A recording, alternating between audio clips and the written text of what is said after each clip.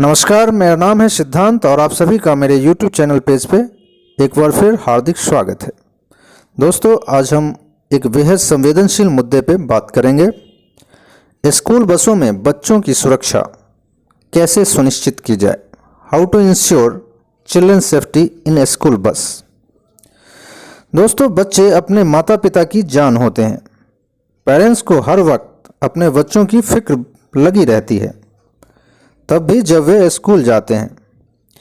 आजकल बड़ी संख्या में बच्चे स्कूल बसों से ही विद्यालय आते जाते हैं। इन स्कूल बसों को लेकर अक्सर शिकायतें भी आती रहती हैं। कभी बच्चे सीट खराब होने की बात कहते हैं, तो कभी जगह कम होने की वजह से उन्हें दिक्कतों का सामना करना पड़ता है और एडजस्ट करके जाना पड़ता है। ओवर स्पीडिंग की तो जब तब खबरें आती ही रहती हैं और इसकी वजह से अनेक दुर्घटनाएं भी खबरों में हमें सुनने को मिलती है। दोस्तों, यह सब कुछ तब है जब स्कूल बसों को लेकर सुप्रीम कोर्ट ने स्पष्ट दिशा निर्देश दिए हुए हैं।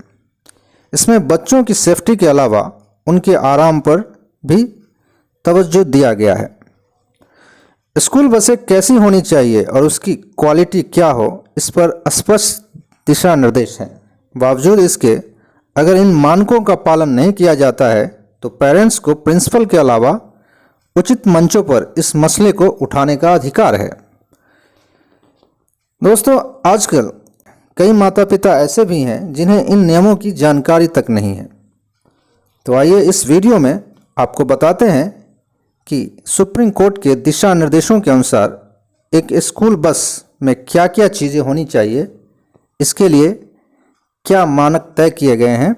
दोस्तों, अगर हम स्कूल बसों के मानक की बात करें तो सबसे पहली जो बात है वह है स्कूल बस का रंग हमेशा पीला होना चाहिए। यह रंग इंटरनेशनल पैरामीटर को ध्यान में रखकर दिया गया है। दरअसल अन्य दूसरे रंगों की अपेक्षा पीला रंग आंखों को जल्दी दिखाई देता है। यही कारण है कि भारत में ही नहीं, दुनिया भर में स्कूल बसों के लिए पीले रंग को अपनाया गया है। इसे लेकर एक स्टडी में पाया गया कि तमाम रंगों में सबसे ज़्यादा ध्यान पीले रंग पे जाता है और इसी को देखते हुए सुप्रीम कोर्ट ने भारत में सभी स्कूल बसों को पीले रंग से रंगने के लिए अनिवार्य बना दिया। दूसरा, स्कूल बस लिखा होना जरूरी है। निर्देशों के अनुसार सभी स्कूल बसों के आगे और पीछे स्कूल बस लिखा होना जरूरी है। इसके पीछे वजह यह है कि दूसरे वाहन चालक जान सके कि उनके आसपास से स्कूल बस गुजर रही है। उन्हें स्कूल बस को जाने के लिए जगह देनी है। स्कूल बसें कुछ खास समय पर ही सड़कों पर चलती हैं, यह ड्राइवर को बिना रुकावट स्कूल बसों को दूसरे वाहनों के बीच से निकलने में और आगे जाने में मदद करती है, गाइड करती है। तीसरा, स्कूल बस में होना चाहिए फर्स्ट एड बॉक्स एवं फायर सेफ्टी सिस्टम। किसी भी स्कूल बस में फर्स्ट एड बॉक्स होना जरूरी है। दुर्घटना में यह बेहद मददगार साबित होता है। इसके चलते अस्पताल पहुंचने से पहले बच्चों का शुरुआती उपचार करने में मदद मिलती है। फर्स्ट एड बॉक्स के अंदर पट्टी, एंटीसेप्टिक लोशन, पेनकिलर्स, बैंडेज और दूसरी जरूरी दवाइयाँ अवश्य होनी चाहिए। यह इस तरह का होना चाहिए कि जिसका इस्तेमाल कोई भी कर सके। बस में इसे ऐसे जगह पर रखा जाना चाहिए ताकि यह सभी बैठे हुए लोगों को दिखाई दे। सामान्यतः इसे आगे फ्रंट में रखा जाना चाहिए।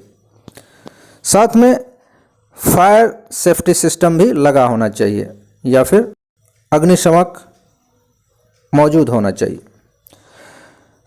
चौथा, बस की खिड़कियों के बीच ग्रिल। स्कूल बसों की खिड़कियां कैसी हों, इस पर भी स्पष्ट निर्देश है। स्कूल बसों की खिड़कियों के बीच में ग्रिल होना चाहिए। इसका मकसद यह है कि बच्चे हाथ या सिर को बाहर नहीं निकाल सके। कई बार इसकी वजह से अनेक दुर्घटनाएं हो जाती हैं।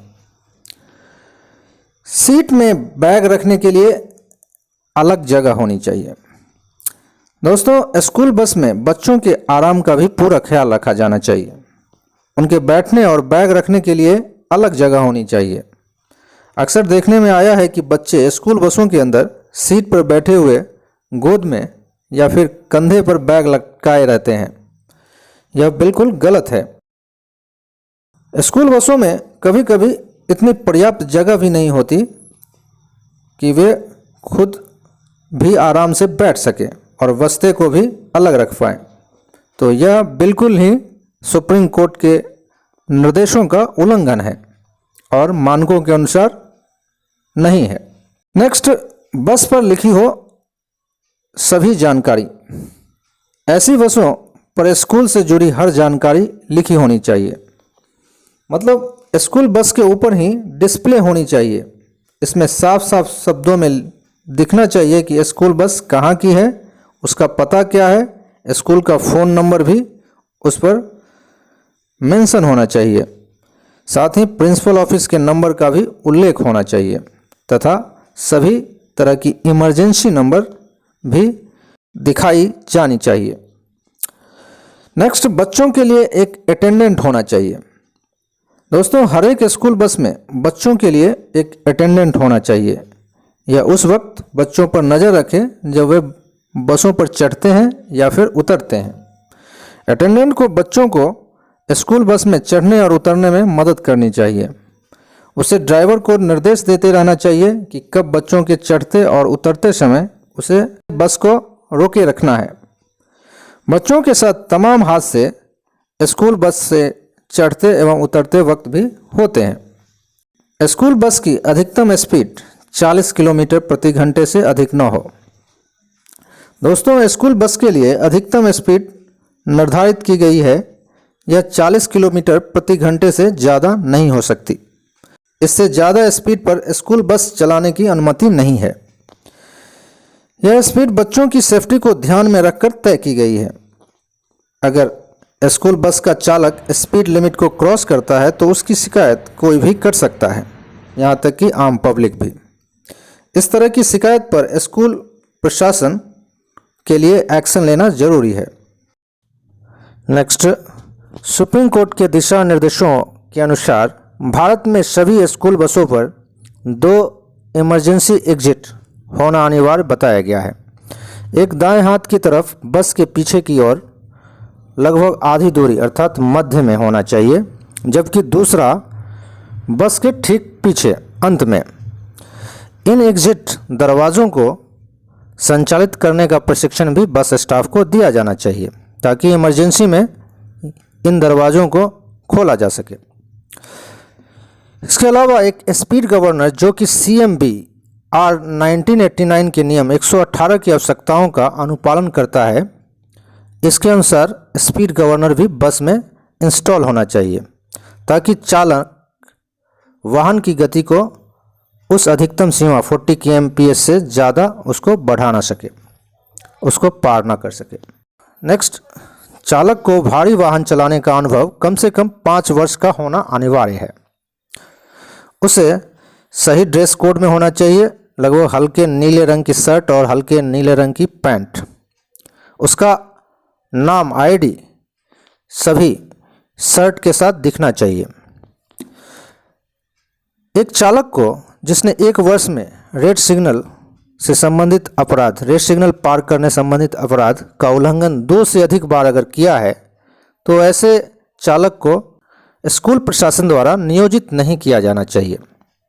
उसके बाद यदि विद्यालय के बच्चों की आयु 12 वर्ष से कम है तो बच्चों की संख्या अनुमोदित बैठने की क्षमता के 1.5 गुना से अधिक नहीं होनी चाहिए, जबकि 12 वर्ष से ऊपर के बच्चों के लिए सीट के बराबर ही बच्चे उस बस में होने चाहिए, क्योंकि 12 वर्ष से ऊपर के बच्चे को एक व्यक्ति माना जाएगा। उसके बाद एक चालक को एक बार भी अगर तेज़ गति से नशे में वाहन चलाना, खतरनाक ड्राइविंग जैसे अपराध के लिए अगर चुनौती दी गई है या उसे दोषी पाया गया है तो प्रशासन को ऐसे चालकों को नियोजित नहीं करना चाहिए। इसके बाद नेक्स्ट, मोटर वाहन अधिनियम 1988 की धारा 2 का क्लॉज 47 के अनुसार एक शैक्षणिक संस्था की बस भी एक परिवहन वाहन होती है और इसलिए सड़क पर चलने की अनुमति की इसे भी आवश्यकता है, परमिट की आवश्यकता होती है। एक परिवहन वाहन होने के कारण हर साल अनिवार्य फिटनेस टेस्ट से इसे गुजरना पड़ता है, जिसके बिना परमिट का नवीनीकरण नहीं किया जा सकता है। इसीलिए प्रत्येक साल स्कूल व्हीकल का फिटनेस सर्टिफिकेट प्राप्त किया जाना चाहिए। कुल मिलाकर ये थी सुप्रीम कोर्ट के महत्वपूर्ण दिशा निर्देश, जिनका स्कूल बस संचालक तथा स्कूल प्रशासन को समुचित रूप से पालन करना अनिवार्य है। इसके संदर्भ में यदि इन दिशा निर्देशों का कोई उल्लंघन करता हुआ पाया जाता है तो स्कूल के बच्चों के पेरेंट्स इसकी शिकायत स्कूल प्रशासन को कर सकते हैं। अगर वहाँ इनकी शिकायतों पर संज्ञान नहीं लिया जाता तो इसकी शिकायत आरटीओ ऑफिस अथवा प्रशासन को भी की जा सकती है, जिसके बाद कानून के अनुसार प्रशासन उचित कार्रवाई करेगा। अब हम बात करते हैं सुप्रीम कोर्ट के दिशा निर्देशों में स्कूल के बच्चों के माता पिता को कुछ जरूरी सलाह दी गई है, उसके बारे में। स्कूल के बच्चों के माता पिता को इस संदर्भ में सक्रिय रुचि रखनी चाहिए और समय समय पर सुनिश्चित करना चाहिए कि निर्धारित दिशा निर्देशों का पालन हो रहा है या नहीं। बच्चों के माता पिता को यह भी सुनिश्चित करना चाहिए कि उनके बच्चों को सड़कों के सुरक्षित उपयोग के लिए सही ज्ञान और कौशल प्राप्त है या नहीं। उन्हें अपने बच्चों को सड़क के बुनियादी नियम जैसे सड़क पर चलना, सड़क पार करना, कैसे वाहन में चढ़ना है उतरना है यानी बोर्ड करना आदि की जानकारी होनी चाहिए, इसके प्रति जागरूक करना चाहिए। दोस्तों, ये थी सुप्रीम कोर्ट के द्वारा स्कूल बसों में बच्चों की सुरक्षा के संदर्भ में जारी महत्वपूर्ण दिशा निर्देश। उम्मीद करता हूँ कि इस वीडियो में दी गई जानकारी आपके लिए उपयोगी साबित होगी।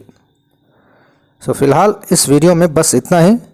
इसी तरह की और भी जानकारी से भरे वीडियो देखने के लिए मेरे चैनल को ज़रूर ही सब्सक्राइब कर लीजिए। इसे ज़्यादा से ज़्यादा अपने दोस्तों के साथ शेयर करें एवं अपने ज़रूरी सुझाव कमेंट सेक्शन में लिखना न भूलें। तो दोस्तों, मिलते हैं एक नए वीडियो के साथ। तब तक के लिए टेक केयर।